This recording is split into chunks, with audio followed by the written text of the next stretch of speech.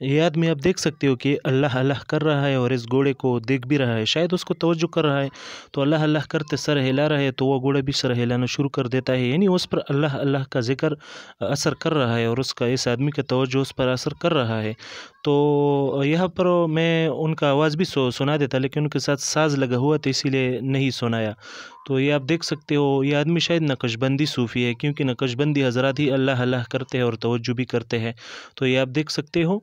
और यहाँ पर मेरा ग़रज़ ये है कि अगर एक घोड़े पर अल्लाह अल्लाह का असर होता है और उनकी कैफ़ियत तब्दील होते हैं, तो अगर एक इंसान औलिया किराम की सोहबत में जाए, तसव्वुफ़ वालों की सोहबत में जाए, वो तसव्वुफ़ वाले जो शरीयत के मायार पर बराबर हो, तो उनके क़ुलूब पर अल्लाह अल्लाह का ज़िक्र कैसा असर नहीं करेगा।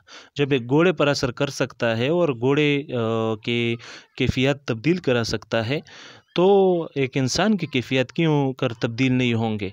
तो ये बात अपने ज़हन में रख लेना है। बस यही मकसद था कि आपको दिखाऊं कि अगर एक घोड़े पर असर कर सकता है तो इंसान पर भी असर कर सकता है।